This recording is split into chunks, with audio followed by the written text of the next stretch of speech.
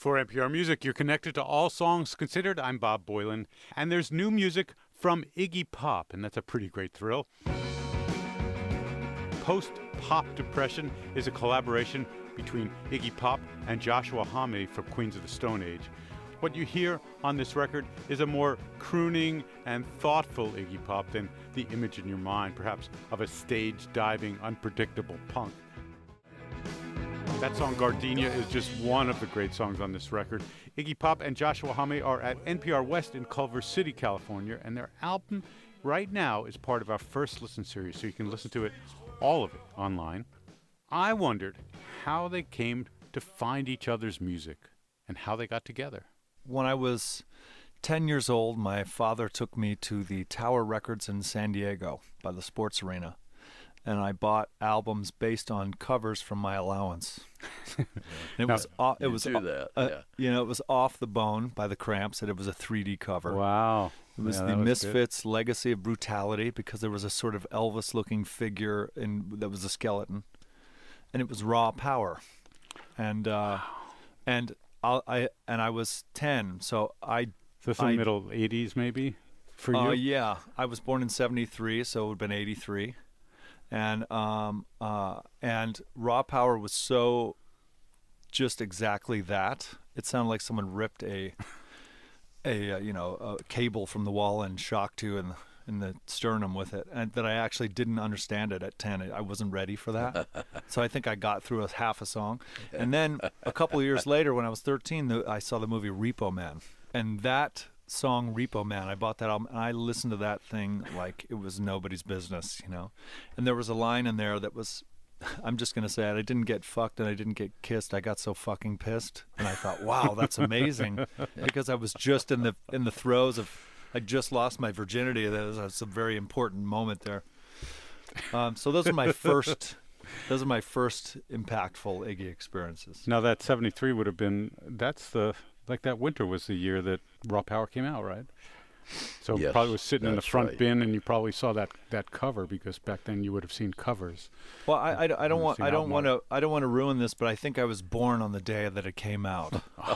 No, I'm just gonna put that out there. Yes, I like that. Let's not have any fact check with that at all. Nope. The wiki is closed. Iggy, do you remember the first time you heard Joshua's music? I can't remember where I was when I heard the music. It was first the name, and it fascinated me. Queens of the Stone Age. Queens of the Stone Age. Now, how did you take that apart? Well, I immediately thought maybe they're fans of the Raquel Welch movie 2000 BC. There's a poster that I thought that was the zenith of her career, was when she posed in the fur Paleolithic costume, right? Yeah, Josh is doing it. Yes, he's doing Raquel in the rocks, And I thought maybe they just loved Raquel Welch as the Queen of the Stone Age, and it just sort of fascinated me for a while. And then I can't remember where I was, and it might have been on Florida radio. It's very possible that I heard it, but I heard something that was it was a little bit heavy, but it wasn't the normal stupid heavy, and it wasn't totally dependent on pushing a dirt pedal. Well, that's what I thought. Push the dirt pedal. Okay, kind of crept up on me slowly over time. As we often do. Yeah. I was wondering what, of all the people you could work with these days, the attraction for Josh. And how did you lure him in here? Well, I didn't take much to lure him in. There was a unique set of skills that I heard in his stuff. Guys, gets boring, but he can compose, which is different than songwriting, but he can also write a song. He knows his way around a memorable lyric, and then there was some emotive music, I would call it, on the last Queen's album, particularly the title track, Like Clockwork, and the Vulture of Time and Memory. And I thought that was very emotional music, and that's what I wanted to do. And it was done in a style that allowed him to do the vocals. In fact, that whole record, he ain't shouting on any of the record. Even, on stuff like I My God Is the Sun, or I Sat by the Ocean, and et cetera, et cetera. He ain't shouting. And I wanted to make a record where I did something other than shout. So I thought the style was really lent itself. And then I poked around his other stuff, and I heard some biker blues. I heard some song he did with PJ Harvey. I mean, Lulu could have done that song. It would have been cool for her, And then I heard he's got a comedy number I really like. I always drag this up. Good. There's one called Shepherd's Pie, if you want to give it a spin on this show. I'm going to get me some that Shepherd's Pie. It's like manic comedy numbers. I thought, that's cool, So there was a lot of stuff, I just checked out Live at the Wiltern. There's a really nice concert on YouTube, but the comments are extremely appreciative of the quality. The word excellent comes up again. And I wanted to make something, I wanted to be part of something with a fair degree, the most possible excellence. So that was where I was coming from, and when I saw him, I ran into those guys playing a live gig on the road, and it was a little too good because I had to follow them, But as he pointed out to me the other day, it was in a part of Italy where everybody has like a little earring and a motorbike and a buzz cut, and nobody liked either of us. They all kept saying Lincoln Park. Yeah, right. It's like Lincoln Park.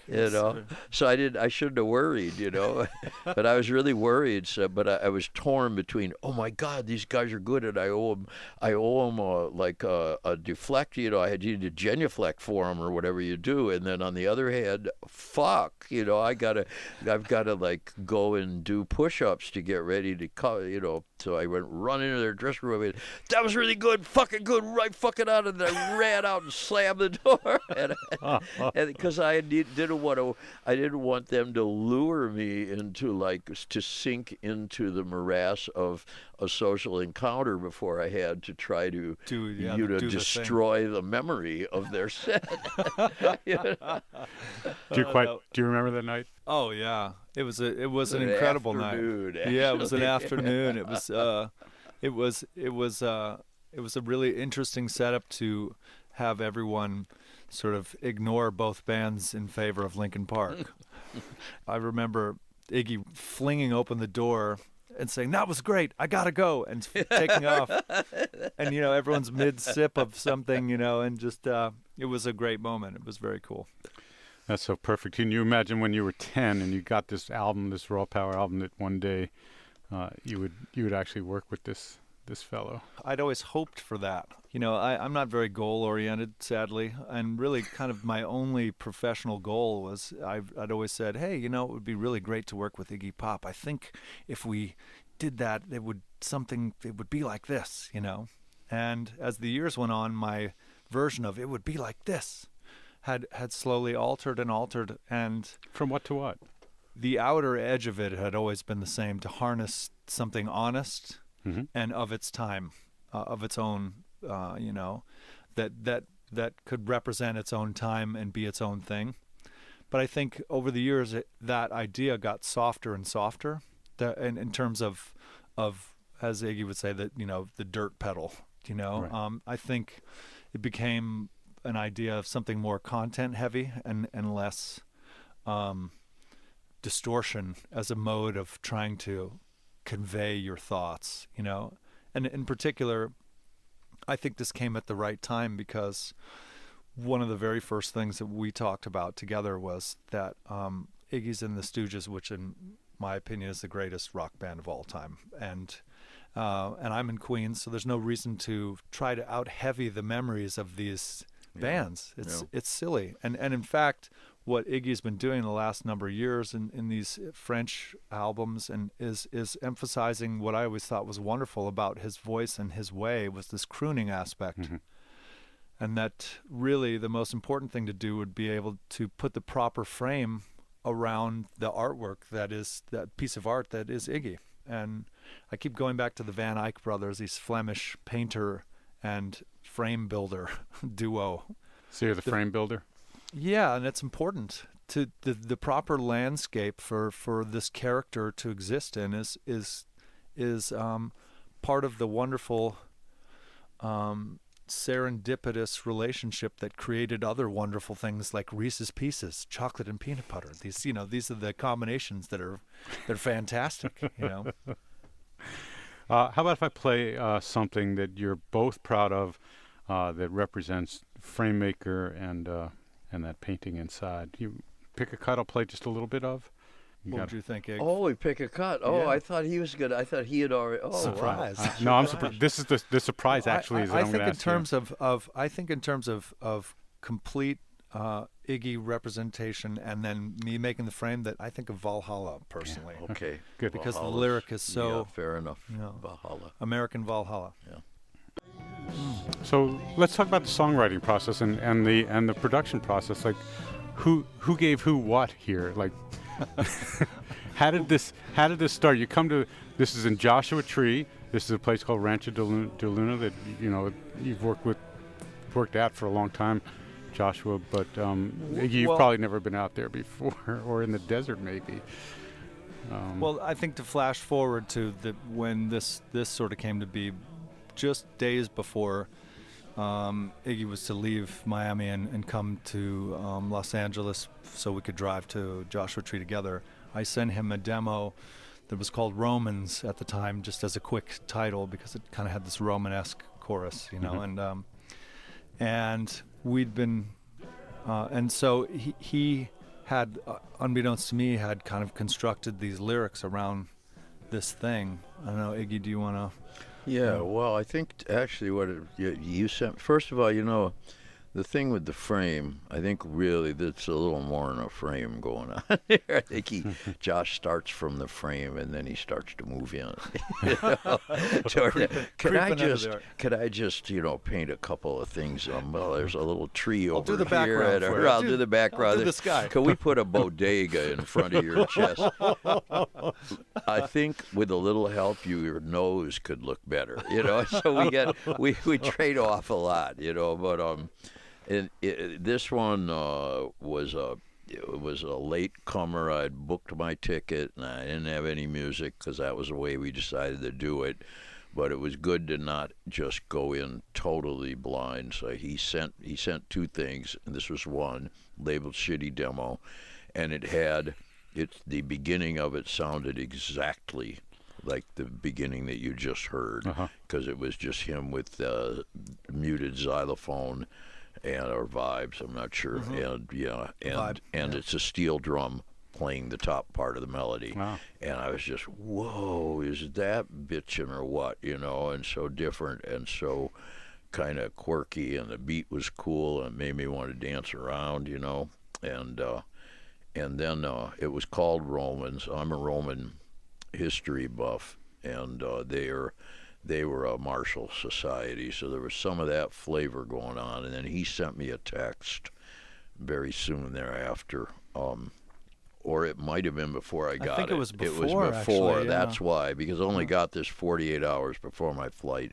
Before that, we had an exchange on the subject of the Valhalla, the idea of the Norse paradise, which is to which you gain entry through acts of physical courage and bravery, and especially if you're killed in battle. And he was comparing it favorably against some of the other paradises that you hear about a lot lately. So I wrote him back, and I said, well, that raises a question to me. Is there an American Valhalla? And what I didn't say was, obviously, because for two reasons. One, in American life, we're all encouraged to be heroic from an early age, where that's only in America. All other people kids are taught to defend themselves from society. watch out, you know, Yeah. don't let the government, you know. But in America, be a great person, be Superman, help the little old lady, you know, Yeah, gross. be Jimmy Stewart and Mr. Smith Goes to Washington, clean up the corruption, Yeah. be wonderful, you know. And then and I also said, if there is one, where is it? What is it? And if there isn't one, what does that mean? So that really interested me, and we texted a little about that. And then I thought, I got the piece of music, I thought it fit the music. So on that one, I just, I sat in my, I don't know if I should say, sat in my rolls. Yeah, that's where You're in. Yeah, it's used. It's an old Rolls. I sat in my quaint old car and just started writing to the thing, and you know, and using. I got a start on it that way, and then finished a lot of it when we got to California.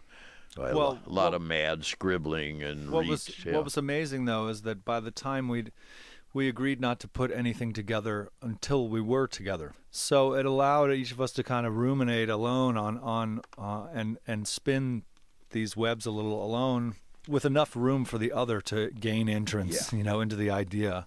And so as I started to, when we're sitting together, as I started to say, potentially here's this, you know, arrangement. Each time I had a part, he had this wonderful lyric that you hear. It's exactly the lyric you hear.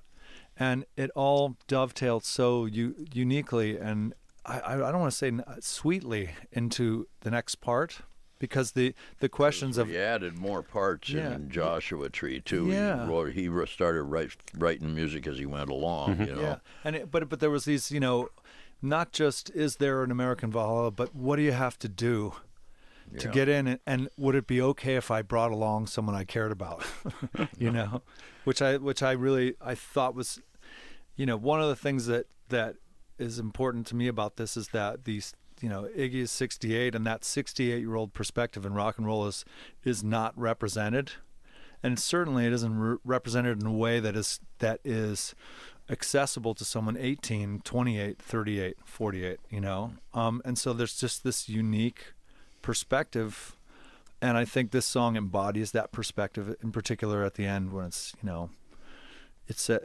strips itself bare and says I have nothing but my name, and it's a real moment. You know.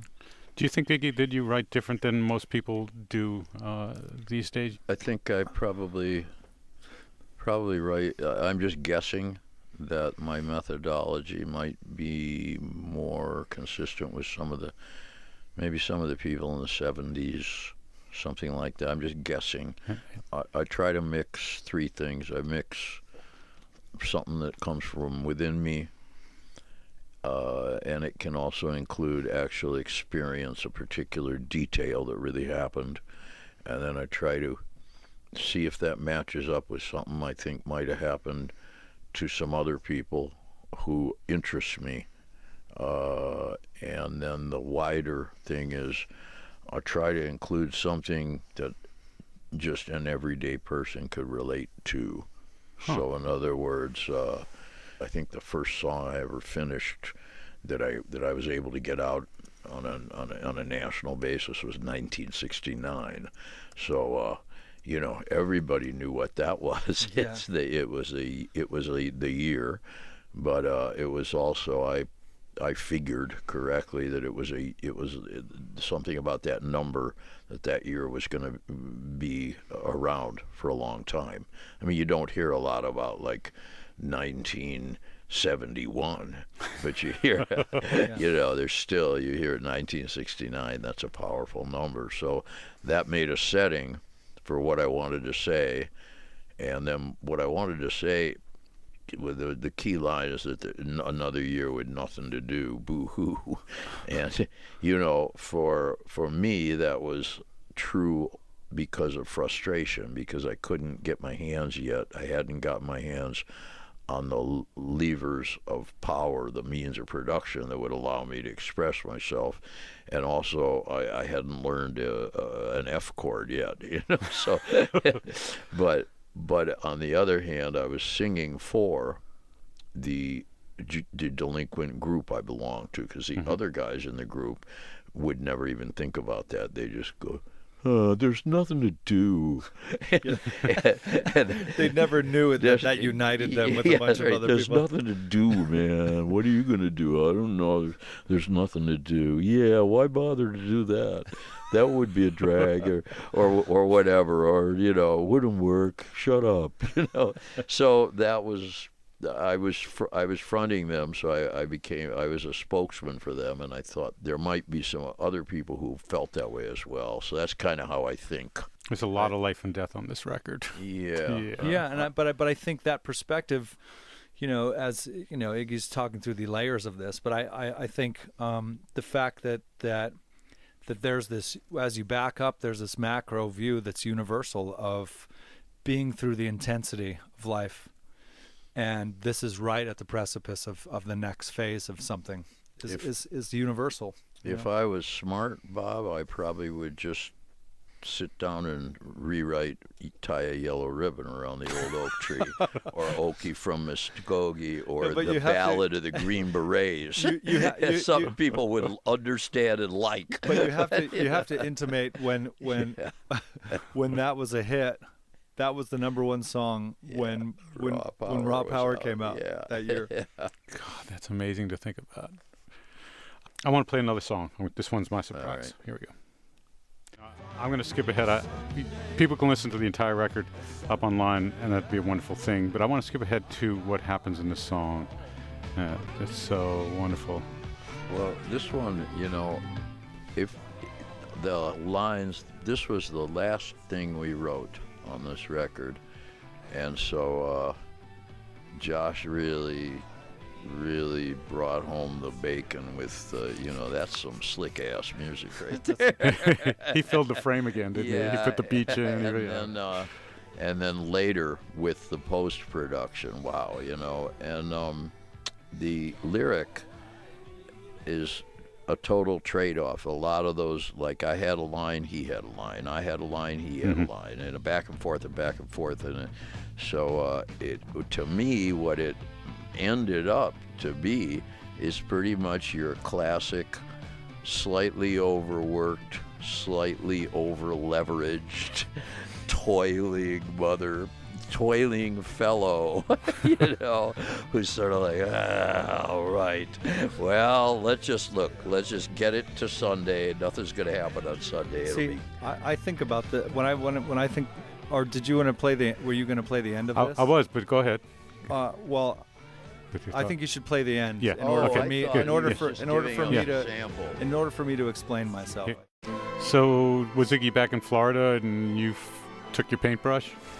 There's a couple things to me of interest about the song. One was that because I'd really lusted after the idea of recording together and working with Iggy, and that I was going to be really earnest about every agreement that we made. I was going to be full disclosure, everything. And I wrote this, and I've never been a part of a song so happy and bouncy, like a bouncy ball, that also felt satisfying and not silly.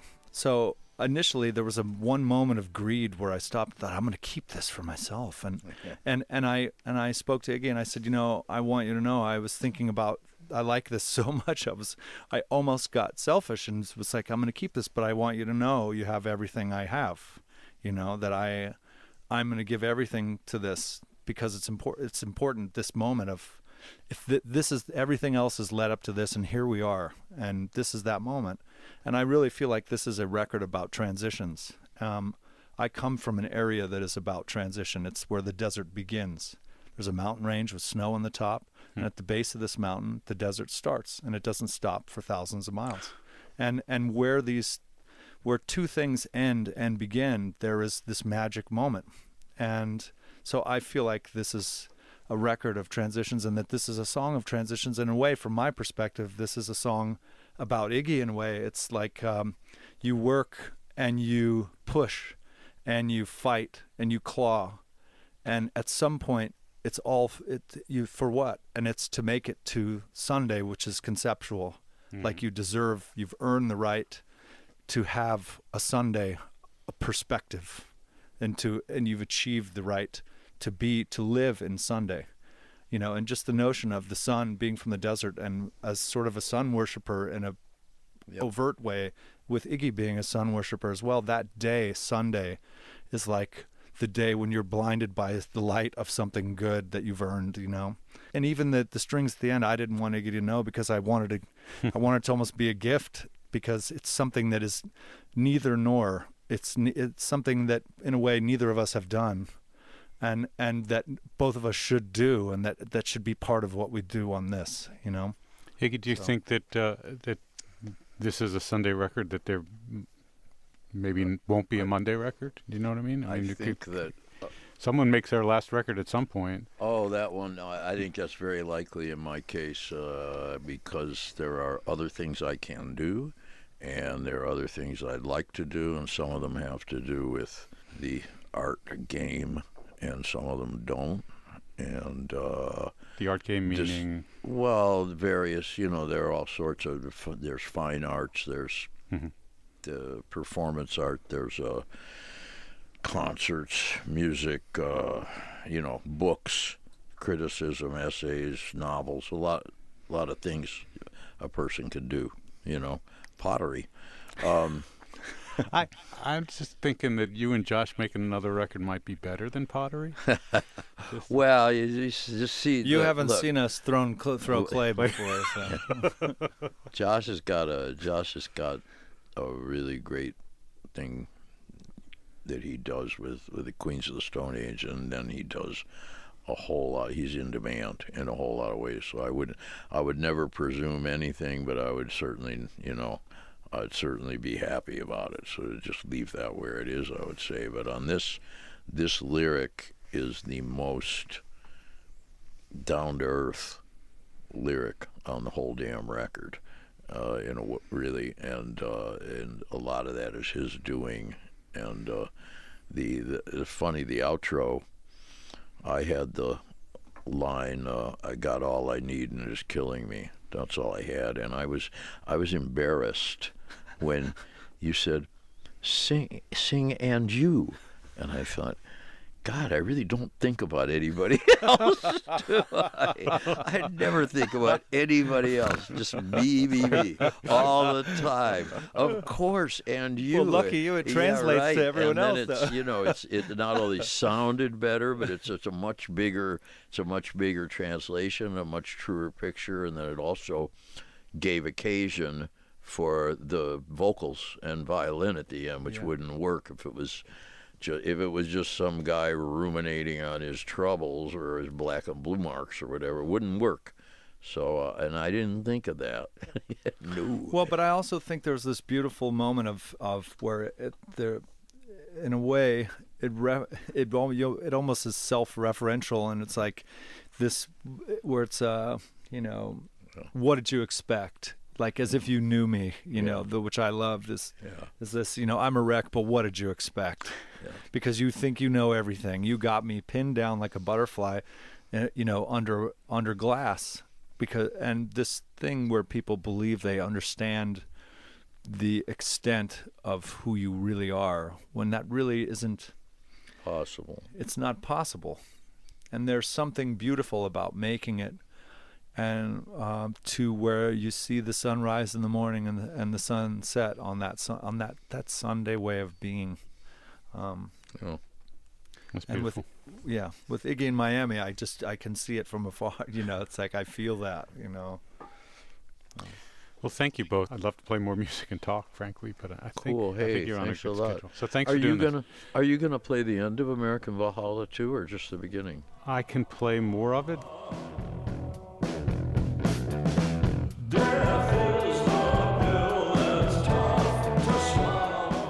I appreciate talking to you. That was nice. Thanks a Thank lot. you so much. Okay, ciao. Cheers. Bye. Bye. Thank you. Iggy Pop and Joshua Homme, the new record is called Post-Pop Depression. You can listen to all of it as part of our first listen series. The album's out March 17th. For NPR Music, it's All Songs Considered.